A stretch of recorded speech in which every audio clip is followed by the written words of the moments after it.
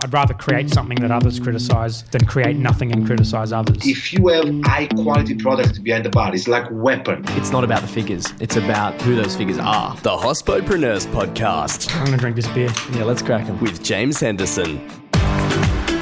Hello and welcome to episode 82 of the Hospodpreneurs Podcast. Alex Shirazi is a co-founder of the Cultured Meat Symposium, a Silicon Valley-based conference on lab-grown or cultured meat.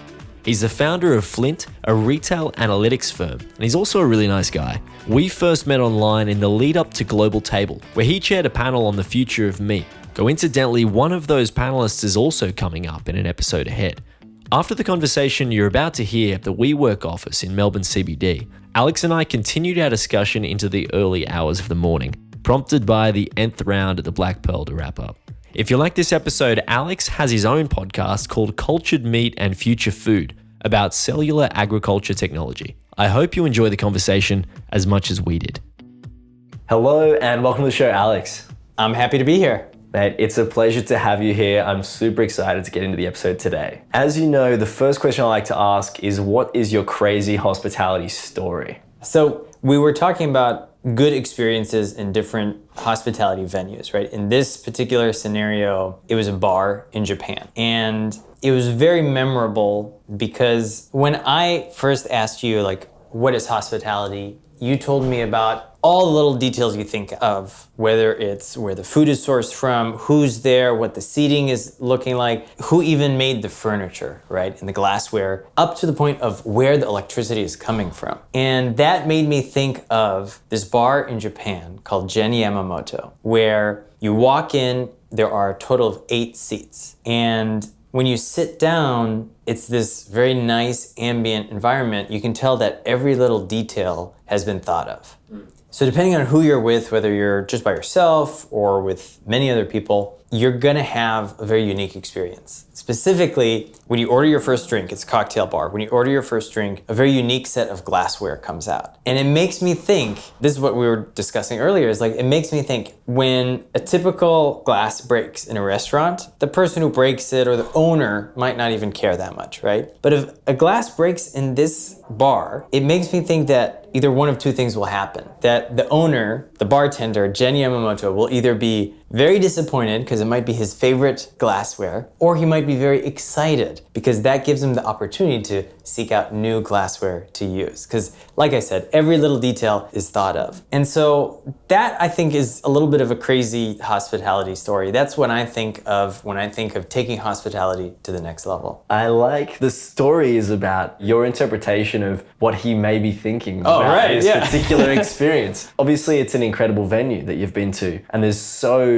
much that's been considered to conceive that venue that comes across seamlessly. And that's potentially what provides that incredible experience a lot of the time. But are the great operators considering more? And is that what makes it seamless? Or is that just a given across the hospitality industry? I think it depends, because so that example is an example where they think about every detail, right? But I also have really good and crazy hospitality experiences in what I guess you would typically call a hole in the wall, right? Yes. A place where they have probably not thought about what's on the cover of their menu other than the prices for decades, or they haven't changed the posters on the wall in decades since they opened up the restaurant. Hopefully it's dusted, right? Yes. Hopefully they dust it, but the fact that some places they put it in, they build it, and it almost kind of creates an experience that they didn't plan for, but ended up being very delightful. And there's one place in particular I'm thinking of, it's in San Francisco, and I'll actually bring in a story. The first week I moved into San Francisco, I got a really bad cold. So I was walking around downtown, and there was this like soup place. I thought soup would be good for me. So I walk into this soup place, and I tell the guy behind the counter, I said, I have a cold. What's the best soup for a cold? And he looks around to make sure nobody else that's working there is around him.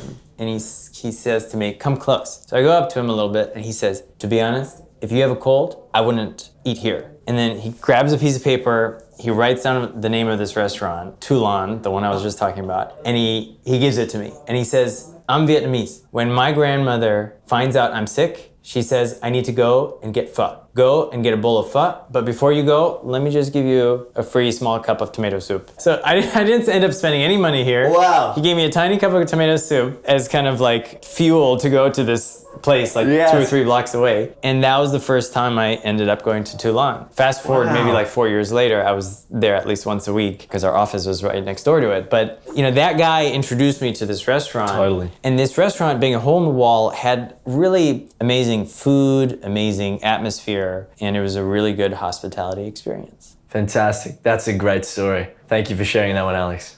I like to go super macro for the next question around why you do what you do.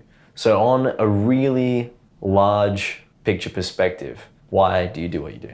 Yeah, so living in the Bay Area, I feel like everyone is trying to tackle challenges that are part of a bigger picture. And a lot of times that bigger picture is not necessarily the one that it is branded as, or it might not necessarily be what is obvious as the bigger picture. And I think many new technologies tend to do that. And when it comes to cultured meat, we, and I say we because there's really a team of 4 or 5 of us now, that have been working on this for this reason really since day one, is to see how new technologies can really change the way we're eating. And I think it's exciting because when you're looking at a market size as big as food, it's very hard to find any other industry that has a market size that big. And even when you are talking about disruptors that generate new industries, right? Like let's say an example, creating the rideshare industry is like generating a new multi-billion-dollar industry. Even generating a new industry is still not going to be as big as the food industry. And so we sat down and we thought, how can we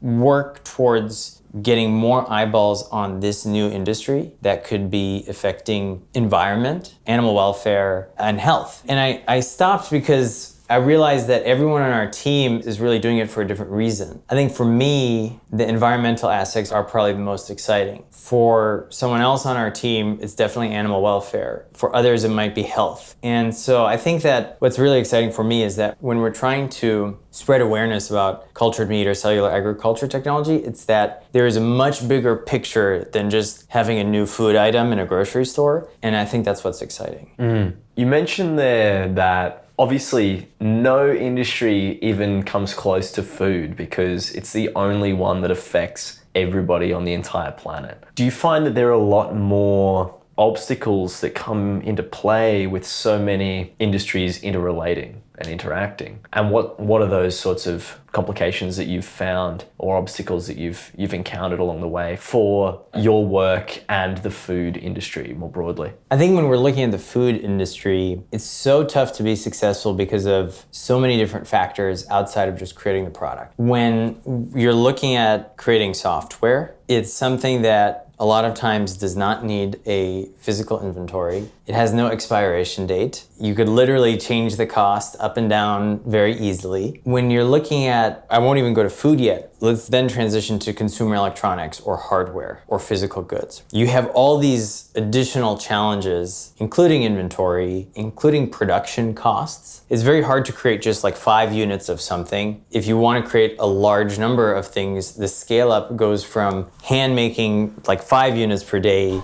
or even 500 units per day to then going to getting a minimum order of 50,000 units, for example. And then when we get to food, you have those same challenges as physical goods, but then you have all these additional items on top of that, right? Whether it needs to be refrigerated, what the shelf life is like, whether it has approval, is it safe? All these like different factors that make food so much more difficult to get out there. And that's only if creating a successful brand is not even part of the discussion, right?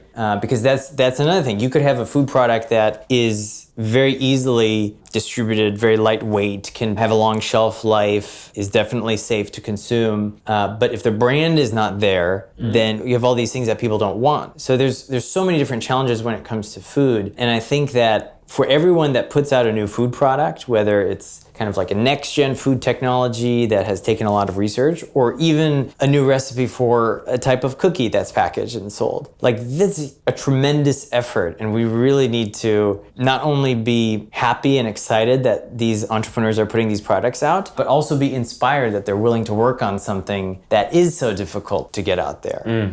With that then, How do you see we can best smooth out that process for those entrepreneurs who are moving into that food space?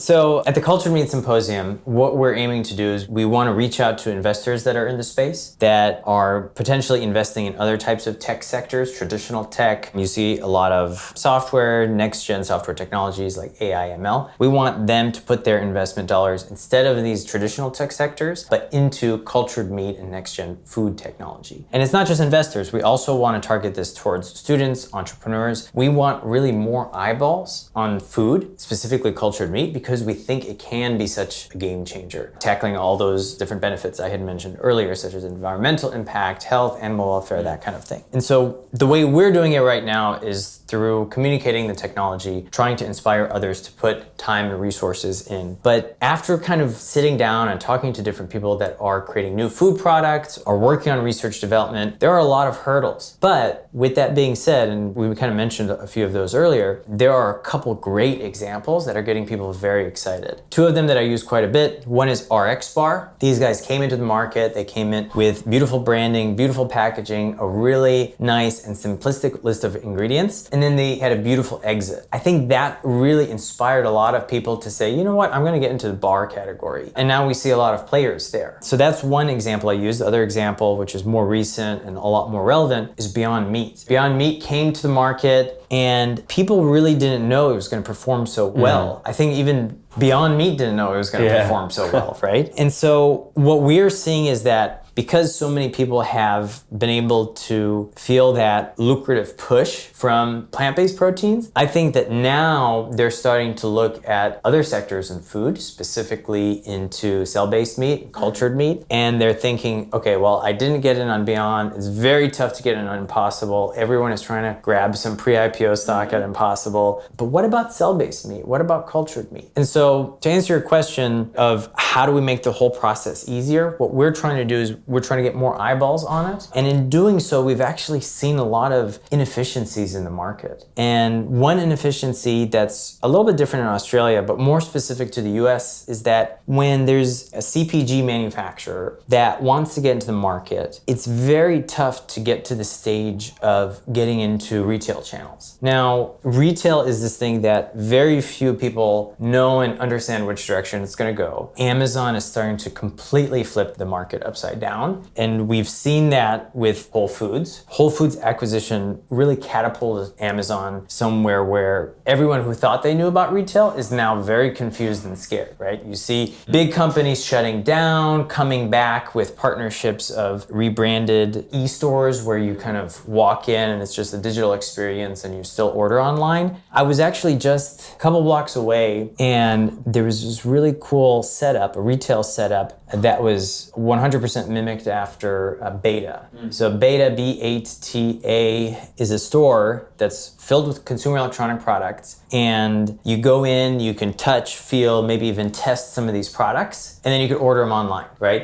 Same model here in Melbourne. It was called Loomis Lab, I think. They had the exact same kind of array of products.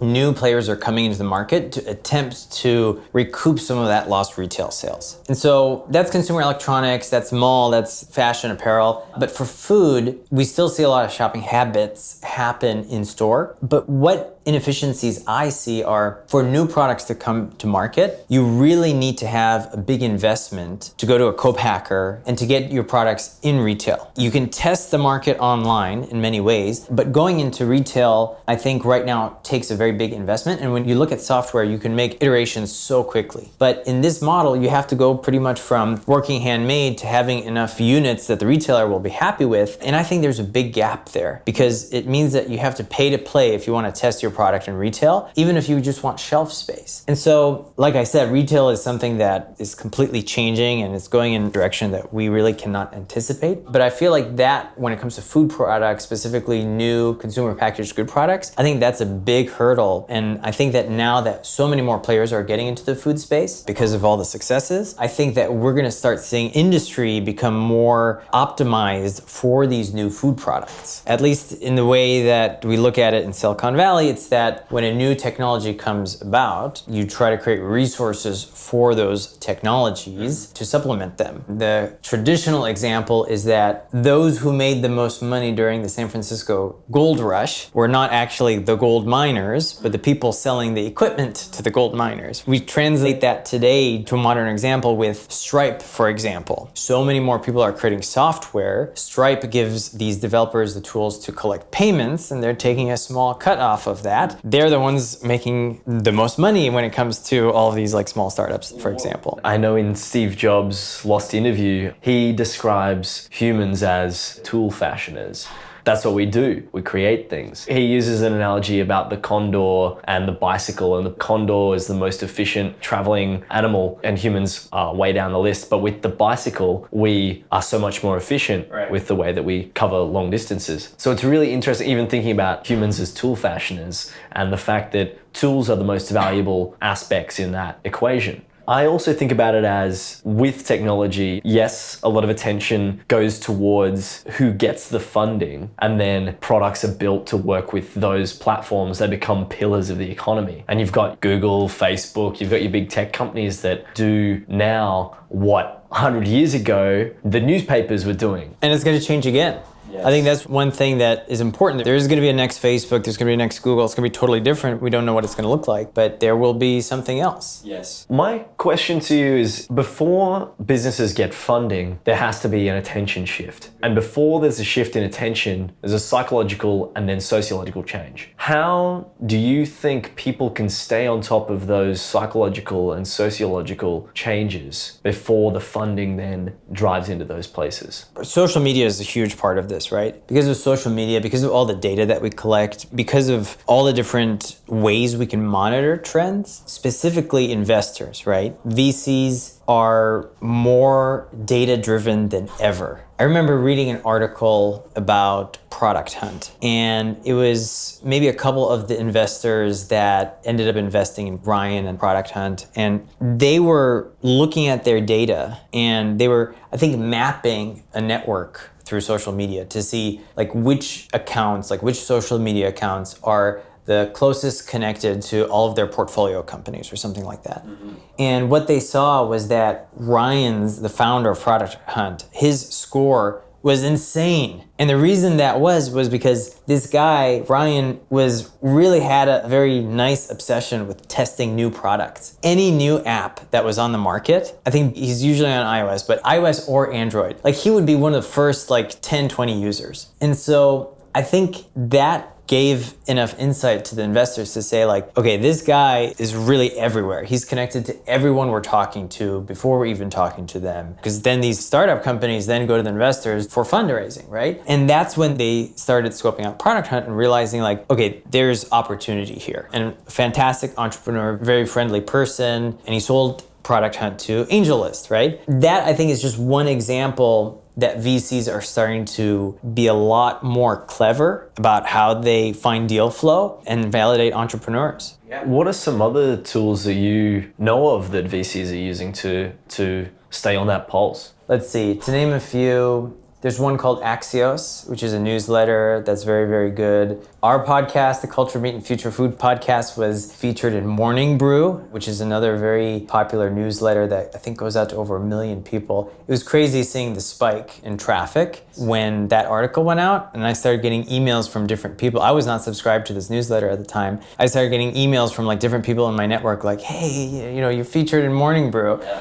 And that was really cool. But I'm not too connected to the scene outside of two sectors. One is design, and then the other is cultured meat. But we're definitely starting to see a lot of ears perk up when it does come to cultured meat. And definitely everyone listening, 100% need to listen to Alex's show. Alex, I've got another question for you. I'd like to know what you're learning about or exploring at the moment. So we talked a little bit about retail. Over the last couple of years, for the last 6 years actually, I've been working on retail analytics technology specifically. 2 years ago was when we started the show. We're really interested about cultured meat and cell-based meat technologies. And what I've been doing is specifically learning about how convenience stores, specifically convenience stores, are finding the shift with retail. And so what I'm doing is researching C-stores, convenience stores, what they're doing, how they're changing. I think it's very exciting because with the onset of electric cars, the traditional convenience store or gas station, I think is going to have its run for the money. Because right now they make about 3 cents per gallon in the US on every gallon sold. A lot of their margins are on cigarettes and snacks, right? The food that's in there. The population is starting to smoke less cigarettes. Some of the population is going to e-cigarettes. A lot of the younger generation is completely cutting out cigarettes. And so that's a huge revenue driver for these companies. And so two things can happen once electric cars come to market. One is that these gas stations go away and these convenience stores go away. Or the other scenario is that these gas stations become more of little hubs where instead of being just somewhere for 5 minutes going in and just picking stuff up, you end up being there for about 30 minutes. Even with the increase of battery technology, which is definitely going to happen, that's just going to give us more range. So you're probably going to be at one of these charging stations for at least 30 minutes or so. We see this with Tesla. They're starting to put these at different malls in the US and I'm sure in Australia too. Cool. Could a petrol station potentially become another co-working space? Yeah. I mean, that's, who knows? Unfortunately, I think of Starbucks when I think of that, right? Because Starbucks is like the de facto co-working space if you don't have one. I love Starbucks, but I don't know how I feel about every gas station becoming a Starbucks. But you're right. I mean, maybe these end up becoming more like airport lounges than stores. Ultimately, hospitality venues though. Yeah, 100%. Right. Yeah, ultimately hospitality venues. Some of them will even have bars. And I think of bars, back to the Japanese example. Having said that though, obviously if they're driving, they're charging their vehicle, they can't be drinking booze. Well, the vehicle is self-driving. There you go. That's true. That's true. So it's all good. I got lucky on that one. Yeah.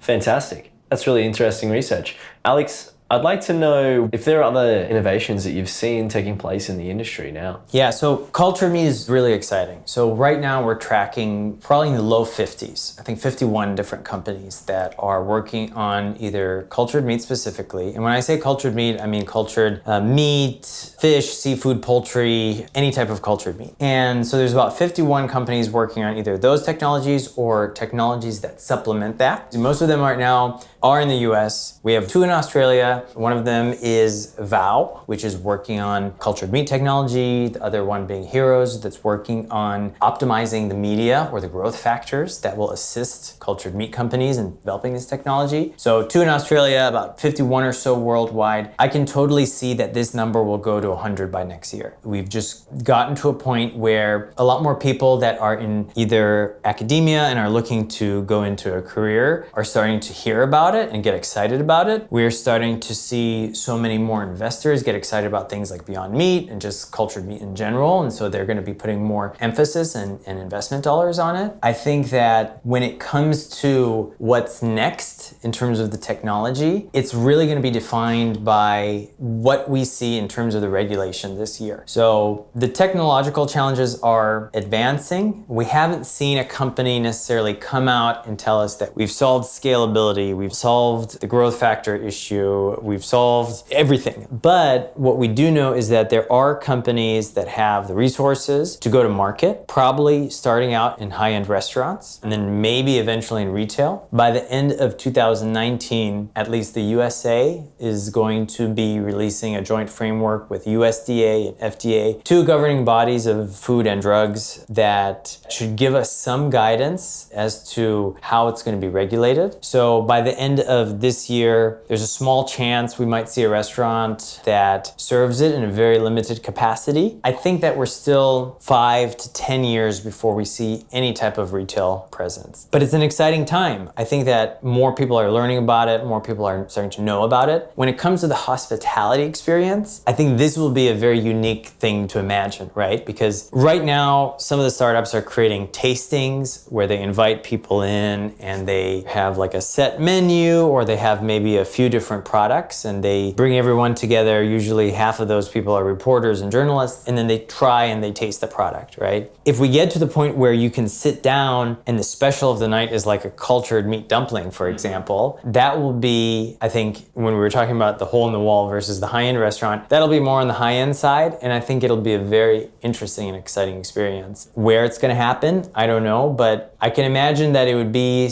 one of those things where there might be a limited number of seats on a limited number of days, and it's probably going to fill up really fast. Where you go, you have maybe multiple courses, and maybe not all of them, but maybe one or two of the courses will have this cultured meat in there. I think that will be really the first sign of seeing cultured meat. We're already almost at the end of this year, but we might see it at the end of this year. If not, I'm positive we're going to see it in 2020. That's very exciting. I'm super pumped for that to come about. Please let me know when that happens. We're going to have to get those tickets. They're not going to be cheap. Alex, I'd love to know what your biggest challenge is right now.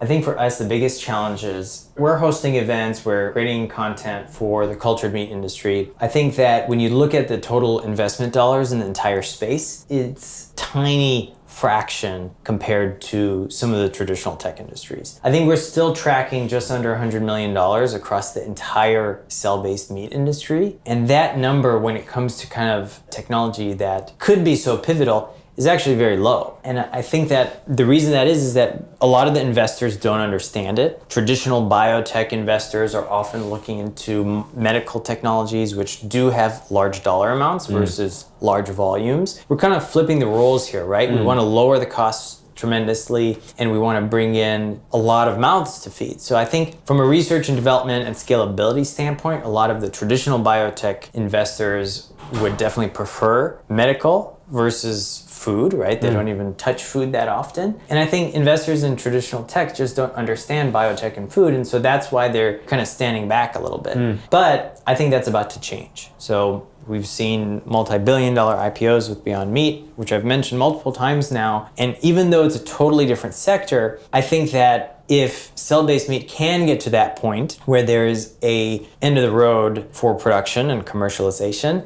then the money will really be pouring in. We're already seeing a tremendous amount of interest from traditional meat industry, and the big players in the meat industry are multi-billion-dollar companies, and so they can easily kind of come in and start operations in that sense. And so right now, our biggest challenge is proving that cell-based meat does have that long-range opportunity, and that it is still very early, and that it's not something that's going to fizzle out. We believe that it will not fizzle out. So I think that's our biggest challenge. To take a step back from the industry specifically and more around the Cultured Meat Symposium, do you have any strategies that you put in place to attract attention from people who might not be as educated about that particular market, and when you're starting an event in that space, trying to develop that attention? Have you had any strategies you've put in place to try to shift that perspective in the minds of other people? I think it's interesting because when you look at,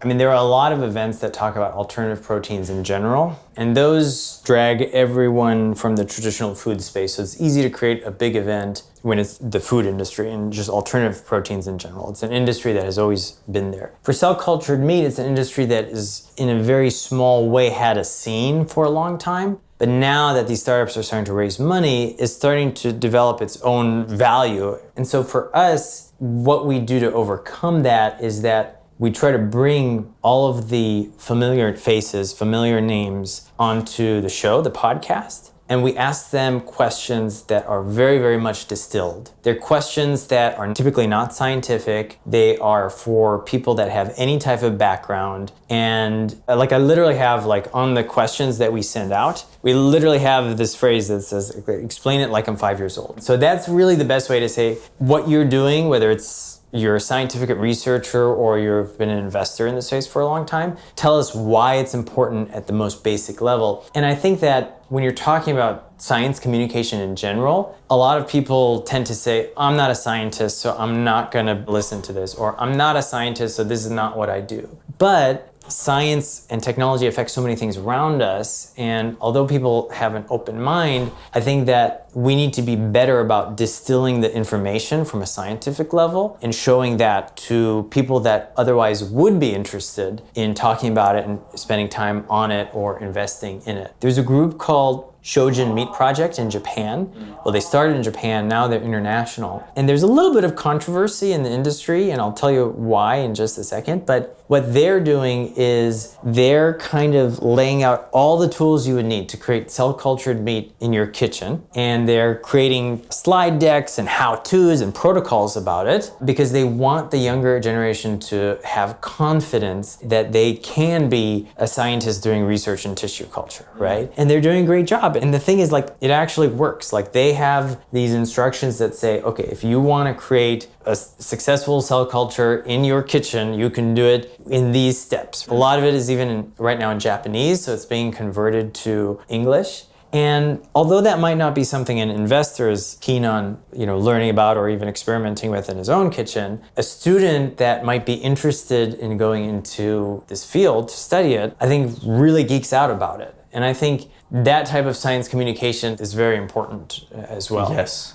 As a catalyst for the development of that industry. Oh yeah, I mean, especially because when we're talking about timelines, we're talking about like 5, 10, 15, 20 years out before this is anything that somebody would call normal. And so if someone is just finishing a high school program right now and is learning about this technology, they could be a very advanced PhD in this field 10 years from now. And I think that's exciting. What people don't like about it is that when you're talking about DIY and you're talking about food and food safety, there's a lot of concern about it. But I think that's also a misconception, right? Because nobody is saying that this DIY recipe for creating cell culture is a way to create cultured meat that you could then put in a chicken pot pie. Nobody is saying that. Yeah. This is just kind of a way to say, like, this is an experiment that you can do in your home to learn about how this process works. It's not too much different than planting a seed or, sprouting a potato. It kind of gives you a sense of the technology and how you could either apply it or implement it yourself. Yes. Ultimately, where do you want to take things? What do you see for the industry? Where do you see this industry ultimately developing with cultured meats, food more generally? And then where do you ultimately want to end up? Our goal from day one was to actually create a cultured meat company. Starting the podcast and starting the conference, before we even started the conference, we were hosting events on the topic. This was all to kind of get a sense of the industry, to see where we would fit in, to come into market with our own cultured meat product. And what we realized is that there are so many players doing great things. And instead of being an operator in that sense, we can provide value to the community by getting others inspired, facilitating investments in the space for cultured meat companies, and educating people about the basics of this technology. I think that's the best way to kind of have an open and transparent mindset, because I think anything otherwise would be kind of forcing our ideas on the topic, right? I think the meat industry specifically could be the biggest asset to cultured meat technology. So if we come in and say things like that the cultured meat is going to be replacing animal agriculture in its entirety, I think, one, we're not sure of that. And two, that's not something that the meat industry wants to hear. So what we like to see is that cultured meat advances and becomes another food ingredient or food product that is amongst traditional meat on the shelves. I would love to see a world where we don't have any type of traditional animal agriculture operations, but I don't see that as a reality, especially not in the short term. So I think our goal is to be able to continue to attract more eyeballs to the cultured meat industry. And where I would like to see it go is for cell-based meat and cultured meat to, and I am using these terms interchangeably, there's a tremendous number of terms going on, from clean meat to cultured meat to craft meat, cell-based meat, lab-grown meat, cultivated meat. There's a lot. And for us, cultured meat is the most clear across the board. But our goal is to have cultured meat as another ingredient where new food products can emerge and people can start using. And I think that's the best way to kind of get it integrated into the food system. Fantastic. Alex, I have one last question for you. I'd like to know who you'd like to hear on the show next. Oh, interesting. Okay. We had someone on our show that was pretty interesting. His name was Guy Crims. He was a butcher. And I guess I mentioned that because I would like to see more people that are in positions where they could bring cultured meat technology into the world of hospitality. Yes. Well, that sounds excellent. So let's Thank make you it very happen. much. Let's Yeah. make it happen indeed. Thank you very much for being on the program today, Alex. It's been amazing having you on. Thank you. The show today was produced by the in-house audio team at Hospopreneurs, led by Jake Olver. Voiceovers were by Angus Brennan. To learn more, head to hospopreneurs.com.